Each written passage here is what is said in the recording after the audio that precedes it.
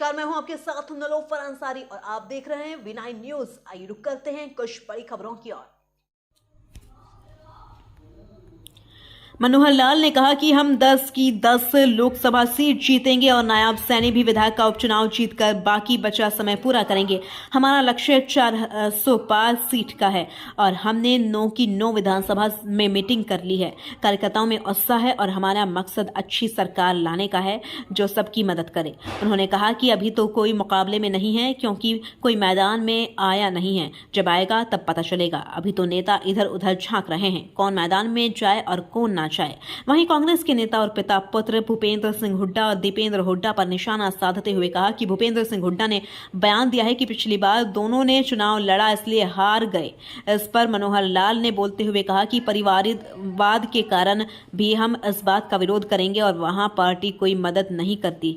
पिता पुत्र आपस में मदद करते हैं, इसलिए उन्हें इस बात की चिंता है कि दोनों चुनाव लड़ेंगे तो हार जाएंगे। जनता अब सब समझ गई है। वहीं मनोहर लाल ने कहा कि जब उनके गांव के दौरे होंगे तो वो पब्लिक से मिलेंगे। वहीं रामलीला मैदान में इंडिया गठबंधन की रैली पर निशाना साधते हुए कहा कि उनको आपस में लगता है कि एक दूसरे को सहानुभूति देकर कुछ कर लेंगे, पर जनता सब समझ गई है। जो व्यक्ति भ्रष्टाचार में पूरी तरह से लिप्त है, ईडी ने जिसके खिलाफ सबूत दे दिए हैं, कोर्ट ने जमानत नहीं दी है। अगर लोग ऐसे व्यक्ति के लिए जाएंगे तो उनका जो बचा हुआ है वो भी खत्म हो जाएगा। घरौंदा से सुभाष चंद्र की रिपोर्ट। और इसमें पहला कार्यक्रम ये बना था कि सभी कार्यकर्ताओं के साथ एक बार बातचीत की जाए और सामूहिक रूप से बैठने के बाद उनको काम के लिए आगे, क्योंकि 25 मई का चुनाव है, समय लंबा है, तो उनको एक काम करने के लिए एक आवश्यक दिशा निर्देश दे दिए जाएँ और उसमें कुछ बातें हम उनको बताएंगे, कुछ उनकी ओर से उद्गार आएंगे।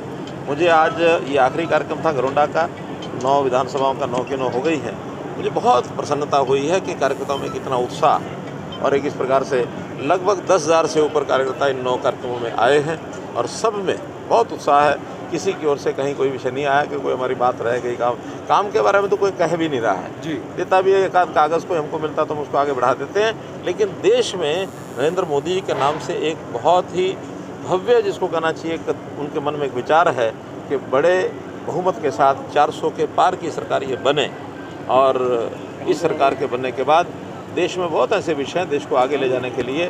जैसा मैंने कहा, देश में राम राज्य कैसे आए, भगवान रामचंद्र जी का जन्म यानी जन्म स्थान के ऊपर एक भव्य मंदिर बनना, उनके जो प्राण प्रतिष्ठा कार्यक्रम होना, ये उसका एक प्रतीक है प्रारंभ का। लेकिन देश में एक अच्छे विचार के साथ सरकारें चलें, सरकारें गरीबों की सहायता करें, सरकारें किसानों की सहायता करें, सरकार युवाओं को आगे बढ़ाए, सरकार महिलाओं की एक प्रकार से उनकी जो अधिकारिता है उसको आगे बढ़ाए। तो ऐसे विचार को लेकर के मोदी जी का जो एक स्पष्ट एक दृष्टिकोण है कि दुनिया में भारत का नाम कैसे आगे बढ़े, उस नाते से सब कार्यकर्ताओं को तैयार किया गया है और सब तैयार हैं। हमारा टारगेट है 10 की 10 सीटें, 10 तो लोकसभा की हैं और जो करनाल विधानसभा की सीट है वो भी एक अच्छे मार्जिन से हम जीतेंगे। हमारे नए जो मुख्यमंत्री हैं वो विधायक बन करके और जो इस टर्म का शेष समय है वो उसको पूरा करेंगे। अगले विधानसभा के चुनाव में फिर उसमें किसके साथ मानते हैं? अभी तो फील्ड में कोई आया नहीं है जी। जब कोई फील्ड में आएगा, कोई गतिविधियां उनकी होंगी, उसके बाद ही पता लगेगा। अभी तो जो हमको जानकारी है कि बहुत से लोग तो इधर उधर बगले झाँक रहे हैं कि कौन लड़े कौन ना लड़े, कौन जाए कौन ना जाए। और बहुत ही स्पष्ट एक जो संदेश कांग्रेस के हमारे नेता पिता पुत्र के कारण से आया है कि पिछली बार हम दोनों लड़ गए थे इसलिए दोनों हार गए थे, इस बार एक लड़ेगा। तो उससे तो स्पष्ट ही हो गया कि वो पिता पुत्र ही एक दूसरे की सहायता करते हैं। उनके यहाँ पार्टी नाम की तो कुछ चीज़ ही नहीं है। वरना अगर पार्टी हो, ये ठीक है, पिता पुत्र यानी परिवारवाद के नाते से हम उसका विरोध जरूर करेंगे। लेकिन अगर पिता पुत्र लड़ भी जाते हैं और पार्टी काम करे और जनता साथ दे तो जीतने में कहाँ दिक्कत आती है। उनको यही चिंता होगी कि मैं काम नहीं करूँगा तो मेरा बेटा हार जाएगा, बेटा काम नहीं करेगा तो मैं हार जाऊँगा। तो इस कहानी को सब समझ चुके हैं। सर, ग्रामीणों की इच्छा है कि वो अपने कैंडिडेट से मिले, उसके लिए आप समय निकालेंगे? किनकी इच्छा है? ग्रामीणों की। हाँ बिल्कुल जाऊँगा ना। अभी तो स्टार्ट किया है।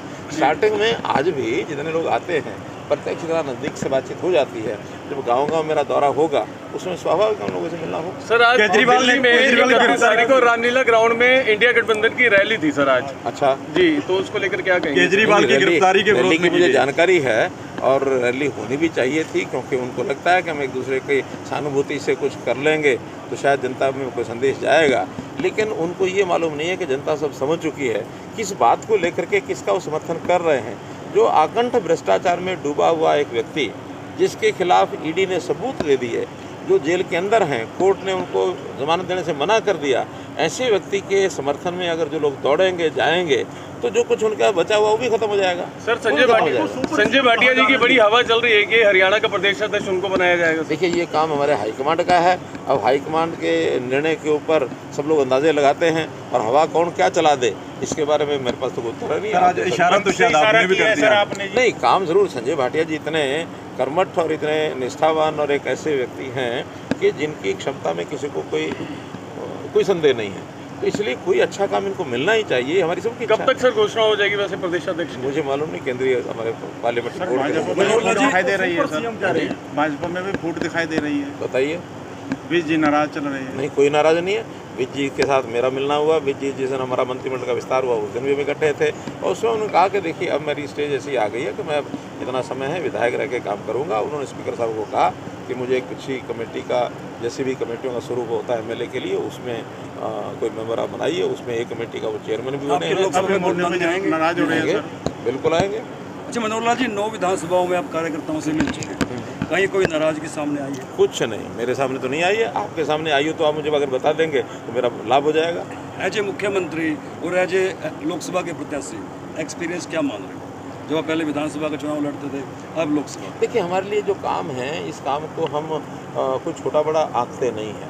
मैंने तो जगह जगह घोषणा की है कि भारतीय जनता पार्टी का कार्यकर्ता, उसका विचार संस्कार ये होता है कि पीर बवर्ची भिश्ती खर, उसको कोई दायित्व मिल जाए उस दायित्व को खुशी से निभाने के लिए हमेशा तैयार होता है। ये दायित्व कोई भी छोटा बड़ा नहीं होता। दायित्व तो काम करने की निष्ठा होती है, कर्तव्य निष्ठा। उस कर्तव्य निष्ठा पर खड़े रहना चाहिए, चाहे हमको गली मोहल्ले का काम मिल जाए, चाहे राष्ट्रीय स्तर का मिल जाए, चाहे कहीं प्रदेश का हो, जिले का हो, मंडल का हो, चाहे राजनीति का हो, चाहे बिना राजनीति का हो।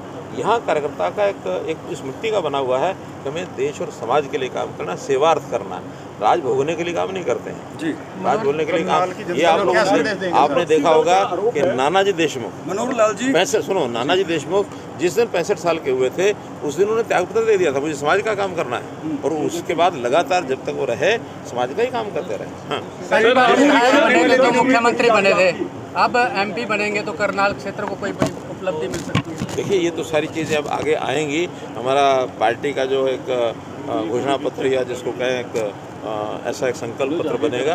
उस संकल्प पत्र में जनरल जितनी भी नीतियाँ होती हैं या जो हमारे संकल्प होते हैं उसको दोहराते हैं। कहीं कहीं पर्टिकुलर प्रोजेक्ट्स का कोई विषय होता है, क्योंकि केंद्र सरकार में क्या क्या चीज़ें चली हैं। हाँ, यहाँ के बारे में न केवल यहाँ